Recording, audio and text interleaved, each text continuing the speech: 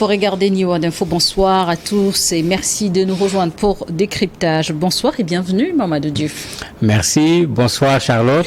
En France, certains n'en veulent toujours pas des lois Macron, des lois Darmanin sur l'immigration. Le dimanche dernier, plusieurs milliers d'opposants à cette loi sont descendus dans les rues de Paris, Marseille, Bordeaux, Lyon et ailleurs partout en France pour réclamer le retrait pur et simple du texte et maintenir la pression avant la décision du Conseil constitutionnel le 25 janvier prochain. Mamadou Diouf, qu'est-ce qui cloche véritablement avec cette loi? Beaucoup de choses. Franchement, il y a beaucoup de choses qui clochent avec cette loi et heureusement qu'il y a des Français, parce que c'est important, la loi a été beaucoup dénoncée, c'est pas aux Africains à nous de dénoncer comme s'il s'agissait de combattre la France, mais quand vous regardez, vous avez des syndicats, vous avez des partis politiques, vous avez des personnalités qui sont des Français en bonne et due forme, qui refusent cette France-là, comme ils l'appellent, et quand vous regardez, ils ne sont même plus dans une discussion en disant on va enlever tel ou tel autre élément qui cloche, ils trouvent que le principe de la loi même, il est mauvais. Donc eux, ils demandent un retrait total de la loi au lieu d'agir sur un certain nombre de choses. Mais dans ce qui cloche, prenons le cas des étudiants, puisque c'est le cas le plus évident. Vous demandez à un étudiant qui veut venir en France, qui doit déjà faire un véritable parcours de combattant pour avoir son visa. Sans les conditions actuelles, vous ajoutez des conditions supplémentaires. Vous devez déposer une caution. Parce qu'il faut qu'on garantisse maintenant que quand vous finissez vos études, vous rentrez chez vous. Deuxième chose, le renouvellement des visas, c'est-à-dire ce qui permet à l'étudiant de rester sur place. On l'endurcit en voulant impliquer également le système universitaire ou bien le système d'institut dans lequel l'étudiant se trouve. On endurcit également la question du logement. Alors que tout le monde sait comment le logement coûte cher en France, il y avait des possibilités qui permettaient à des gens d'être logés moins cher. Tu payes moins cher une chambre, tu ne payes pas le coût réel parce que il y a une autre structure qui paye le reste. Toutes ces choses sont en train d'être enlevées. Mais ça veut dire qu'aller étudier en France, qui était déjà un parcours de combattant, va devenir encore beaucoup plus compliqué, pas seulement pour partir, mais pour rester également, ça va devenir un problème. Vous avez beaucoup de gens qui sont là-bas, qui sont des sans-papiers, qui travaillent. Et qui souvent, par ce travail, finissent par être régularisés. Et c'est pourquoi les gens restent, on ne les paye pas le salaire qu'on doit les payer, parce que c'est du noir, le patron les exploite, mais eux, ils sont là dans l'espoir de pouvoir avoir un papier et de pouvoir un jour se retrouver avec un travail normal, avec un salaire normal. Mais dans les conditions actuelles, on donne à ces patrons plus de possibilités pour exploiter ce travailleur parce qu'il n'a presque plus la possibilité de protester. Parce que s'il essaye d'aller protester quelque part, il donne l'occasion pour qu'on le prenne et puis qu'on le ramène chez lui. Vous avez la question des binationaux. Celui qui a acquis la nationalité française peut la perdre pour n'importe quel délit. Au lieu qu'il y ait la justice seulement qui dise mais vous avez fait tel délit. La peine prévue, c'est 2 mois avec sursis, c'est, je ne sais pas moi, 30 € d'amende. On y ajoute, on te retire la nationalité française. Vous avez ce qu'on appelle le droit du sol. Pour ceux qui sont nés en France, qui devenait automatique à l'âge de 18 ans, aujourd'hui on dit que la personne doit l'exprimer entre 16 et 18 ans, montrer ce besoin de devenir français d'abord. Et celui-là qui a acquis la nationalité française, même s'il est né sur le sol français, il peut être victime également de ce retrait de nationalité s'il commet un certain nombre de crimes, etc. Finalement, il y a une phrase qu'on disait raciste, sur laquelle on ne parvenait pas à mettre la main, à part les extrémistes bien sûr, mais on voit cette France-là apparaître aujourd'hui.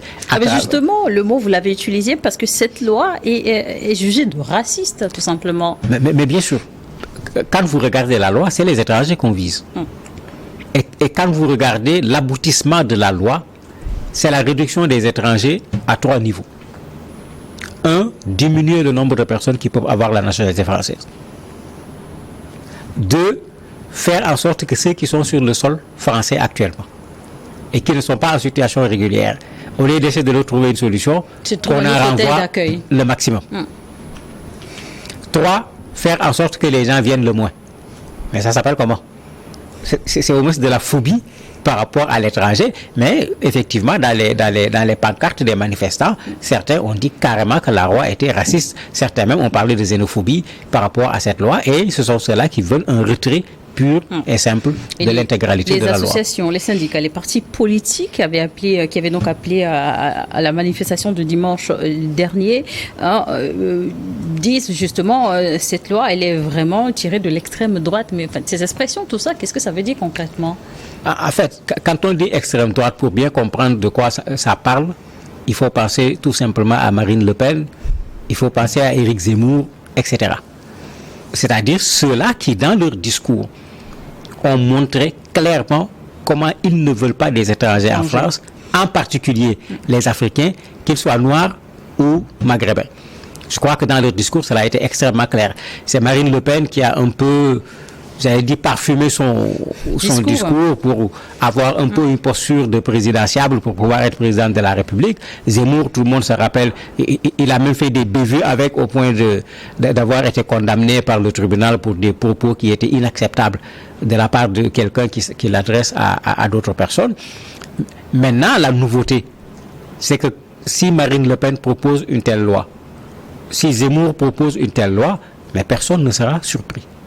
Mais que la loi vienne de la majorité présidentielle, alors là, il y a avec le président Macron, il y a problème. Il y a d'autant plus problème que cette fois-ci, c'est que le président Macron a tenté pendant longtemps, puisqu'il n'a pas de majorité au niveau de l'Assemblée pour faire passer les lois, de sorte que généralement on fait passer les lois au forceps. Macron et son camp, bon pas tous quand même, se sont alliés avec le Marine Le Pen, donc le Rassemblement national, pour pouvoir faire passer cette loi. De sorte que les gens disent, mais ce n'est pas la victoire de Macron, c'est la victoire de Marine Le Pen. Mais ça se comprend également parce que dans le combat de la France aujourd'hui, tout le monde a vu comment Macron, son parti et certains autres Français sont en train de vouloir tirer la couverture de Marine Le Pen et du Rassemblement national, parce que c'est porteur également de voix d'un point de vue électoral. Mais tout cela pose un sérieux problème pour un pays qui parle de démocratie, de liberté de circulation des personnes et des biens, qui veut que ses citoyens aillent dans les autres pays librement. Mais il faut accepter également qu'on vienne dans ton pays librement. Et lors du dernier remaniement, le ministre Darmanin a maintenu à son poste. Cela dit, la loi Darmanin, on va toujours en parler. Mais le ministre de l'Intérieur a été gardé à son poste. Il ne faut pas oublier que quand il a amené la loi pour la première fois à l'Assemblée, la loi était tellement corsée que les gens se sont opposés, la loi n'est pas passée. Il avait introduit sa démission. Avant le remaniement ministériel. Tout à fait. Qui n'avait pas été accepté parce qu'effectivement, ce n'était pas la loi du ministre tout simplement. C'était la loi du gouvernement. C'est-à-dire, c'est lui qui portait la chose à l'Assemblée, mais la chose était portée par l'ensemble. Raison pour laquelle on n'a pas accepté sa démission à lui. Mais pour montrer qu'au niveau du gouvernement, il y a des gens également qui n'étaient pas d'accord avec cette loi. Rappelez-vous que des ministres ont démissionné en refusant de cautionner cette loi. Mais pour moi, l'intérêt, c'est qu'il y a des Français qui sont encore restés humains, qui ont compris que dans ce monde-là, on est condamné à vivre ensemble. Et on est condamné à vivre dans la multitude, on est condamné à vivre dans la pluralité. Il sera difficile aujourd'hui d'avoir un îlot où vous allez dire que ça sera nous tout seuls, nous pareils à tout point de vue. Et à quoi ça sert? Se connaître, c'est s'enrichir. Et le Conseil constitutionnel doit statuer sur la question alors très prochainement, je pense le 25 janvier prochain. À quoi doit-on s'attendre? Est-ce qu'il pourrait y avoir d'éléments nouveaux? Bon, les analystes disent qu'on ne s'attend pas à ce que la loi soit rejetée comme cela est demandé par ceux qui font des marches. Les gens s'attendent peut-être à ce qu'il y ait des retouches. C'est pourquoi si vous voyez dans les revendications, eux, ils veulent un retrait total. Mais les gens s'attendent à ce qu'il y ait des retouches, puisqu'il y a des débats sur certains aspects de la loi où les juristes sont en train de discuter de la constitutionnalité ou pas de certains aspects au niveau de la loi, en parlant de discrimination dans la façon dont cela se fait quand on dit étranger non européen, il y a des expressions dedans. Les gens ont dit que peut-être ils vont retoucher, mais le problème c'est que en retouchant ces éléments, dans le fond, la loi en passant, ce que les gens voulaient, ils vont l'avoir, réduire le nombre de Français en termes d'acquisition de nationalité. Réduire le nombre d'étrangers en France en pouvant les expulser. Et j'en avais pas parlé tout à l'heure, en plus de la difficulté pour faire venir les gens en France, il propose chaque année qu'il y ait un quota, qu'on dit qu'il y a tel nombre de personnes qui rentrent en France. Donc si après vous remplissez les conditions, ce n'est même plus la peine de déposer pour avoir un visa, parce qu'on va vous dire que le nombre de personnes qui devaient entrer en France sont déjà rentrées. Attends l'année prochaine. L'année prochaine. Justement, et selon les chiffres de l'Institut national de la statistique et des économies et des études économiques en 2022, 48,2% des immigrés vivant en France sont nés en Afrique, dont 32,3% sont nés en Europe. Dans les pays d'origine déjà, est-ce qu'il y a éventuellement des dispositions à prendre pour mieux accompagner les demandeurs d'asile ou d'autres situations? Il faut faire plus que prendre des dispositions. Regardez ce qui se passe actuellement avec la vague des pirogues qui sont allées tout récemment en Espagne, au Portugal, et tout ce nombre de morts que nous ne connaissons pas exactement au niveau de l'océan Atlantique. Regardez cette nouvelle vague qui passe par le Nicaragua, où tu payes des millions pour aller aux États-Unis. Une chose est claire, rien n'arrêtera les migrants tant que les gens ne pourront pas être porteurs de rêves à l'intérieur de leur propre pays. Et porteurs de rêves, c'est-à-dire pouvoir être dans son pays, vivre dans son pays, se réaliser dans son pays. Tant que ce rêve n'existera pas, on va toujours se dire, il est impossible de se réaliser dans mon pays, et quand il est impossible de se réaliser dans mon pays, je vais aller me réaliser ailleurs. Alors qu'il faut qu'on explique aux gens que ce soit la France, que ce soit les États-Unis, aujourd'hui la crise, ce n'est pas une crise africaine, elle est mondiale. Bon, c'est vrai que nous avons nos problèmes de mauvaise gouvernance, tout un ensemble d'éléments supplémentaires, chômage qui atteint des niveaux extraordinaires, une jeunesse que les autres n'ont pas. Et paradoxalement, la loi dont on parlait, dans ce qu'on appelle les métiers où il y a des tensions, parce qu'il y a des métiers où ils ont besoin de la main-d'œuvre. De la main-d'œuvre qui vient d'ailleurs, parce que soit les Français n'en veulent pas, soit ils n'en ont pas sur place. Cette loi aménage des espaces, non pas pour les empêcher de venir, mais pour leur faciliter la venue, ou bien s'ils sont déjà sur place, pour les intégrer. Bon, vous voyez qu'il y a un peu ce deux poids, deux mesures, mais ça ne suffit pas pour donner à cette loi-là une quelconque valeur. Pour moi, c'est du racisme, c'est de la xénophobie, c'est de la peur de l'étranger, et il n'y a pas de raison, parce que c'est ça l'histoire. On a peur de cette théorie du remplacement, comme on dit, mais les Français seront remplacés, non pas parce que des gens veulent les remplacer, mais parce qu'ils ne veulent pas faire d'enfants, parce qu'ils se marient avec d'autres. Parce que les mariages mixtes, il y en a plein là-bas, mais comment tu veux que la population reste une population française dans le premier entendement du terme dans ces conditions? Toutes nos populations sont condamnées à ce métissage qui va atteindre un niveau que les gens n'imaginent même pas. En clair, c'est une situation de on veut de vous, mais c'est à nous de trier. Mais effectivement, en fait, on connaissait déjà ça, puisqu'on parlait à un certain moment d'immigration choisie. Sarkozy avait théorisé cette chose parce que lui, il avait voulu régler la chose dès le départ. C'est-à-dire, au lieu de laisser les gens venir et de dire, bon, lui, on en a besoin, lui, on n'en a pas besoin, on le renvoie. Lui, il voulait que, dès le départ, qu'on fasse le choix. Et quel choix? C'était de venir prendre nos forces pour aller construire nos pays. C'était de venir prendre nos matières grises pour aller construire nos pays. Mais qui va construire nos pays? Si la matière grise s'en va, si la force s'en va, qui construit nos pays?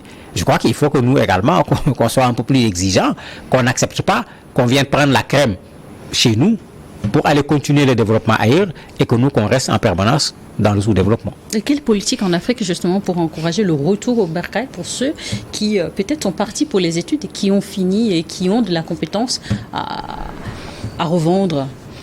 Je crois que la première chose à faire, c'est de faire en sorte que, quand les gens vont étudier, qu'on soit sur des branches qui leur permettent à leur retour en Afrique de pouvoir s'insérer. Mais quand tu pars faire de la physique nucléaire, mais quand tu reviens dans nos pays, tu veux travailler où?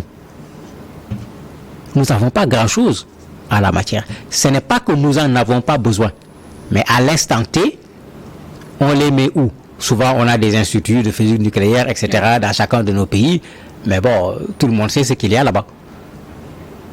Et c'est là où les États doivent pouvoir agir sur ces questions. Mais le problème qui se pose, tous ceux qui partent ne partent pas sur la base d'une bourse de l'État. Quand je suis financé par mon père, est-ce que l'État peut me dire quelle branche je vais faire et quelle branche je ne vais pas faire? Mais en ce moment, parfois, les gens font un choix, non pas par rapport au marché national, mais par rapport au marché international, parce que en partant, la personne se met déjà dans la perspective de travailler à l'étranger, pas de revenir travailler chez lui. Bon, ça, l'État, ça va être extrêmement compliqué pour l'État de faire quelque chose, à moins que l'État te dise, mais non, tu as étudié dans mon primaire, tu as étudié dans mon collège, ça va être compliqué si l'État n'a pas donné la bourse. Mais je crois que la meilleure chose à faire, c'est d'orienter les gens, surtout vers nos besoins les plus immédiats, et quand ces gens reviennent, mais qu'on leur accepte leurs connaissances, qu'on les intègre, qu'on leur donne des conditions qui sont des conditions acceptables en matière de travail et de rente comme on dit encore, de salaire. Mais si vous ne le faites pas, non seulement eux ne reviennent pas, mais on voit comment certains, parmi des gens ici très expérimentés en santé et dans tous les domaines, sont en train de partir parce qu'ils considèrent que les conditions de rémunération ne répondent pas à leurs compétences. Et votre avis à vous sur la question, vous êtes pour un retrait total ou un allègement? Moi, je suis pour un retrait total parce que je trouve que la loi de façon globale, elle est raciste, il faut la retirer. Et maintenant, parler avec les pays africains, parler avec les pays maghrébins, puisque nous sommes les plus visés par cette loi, oui, pour voir comment trouver une solution à cette question-là, puisqu'on a encore besoin, pendant un temps, d'envoyer certains des étudiants, d'envoyer des personnes pour une spécialisation, pour des études, mais pendant le même temps, mais qu'on travaille à faire en sorte que certaines formations, que les étudiants africains puissent les faire en Afrique et avoir le même niveau que l'on a ailleurs. Merci beaucoup, Mamadou Diouf. Merci d'avoir accepté notre invitation. Merci à vous également de nous avoir suivis. Bonne suite de programme sur Niwa d'Info 1.